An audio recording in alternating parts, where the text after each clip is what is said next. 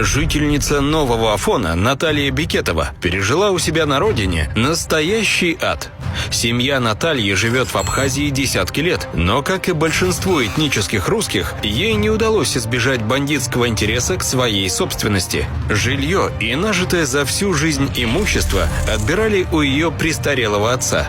Он скончался, потому что не выдержал постоянных нападений со стороны бандитов. Угрозы, шантаж и вымогательство. На него даже наезжали. В прямом смысле. На автомобиле.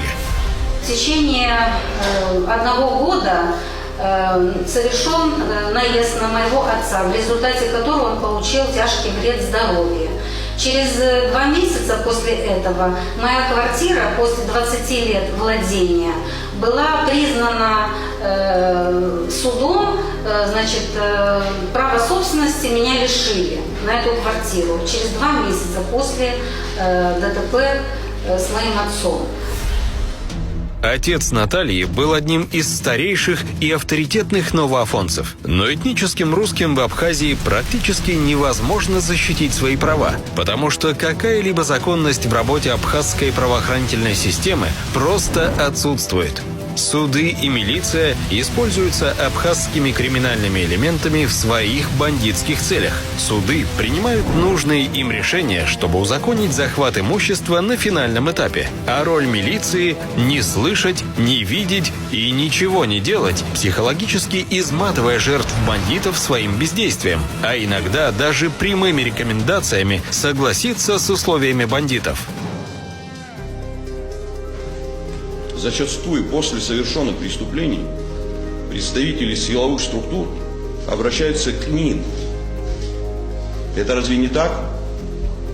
Может, пофамильно назвать оперативных сотрудников, которые в связи со своим собственным бессилием, отсутствием возможностей оперативного характера обращаются к смотрящим, ворам. В этот же период времени была отнята земля моей семьи, которой владели с 40-х годов прошлого века. Сожжена за 3 дня до Пасхи книжная лавка моего отца вместе с иконами и книгами, написанными им по благословению епископа Адыгейского.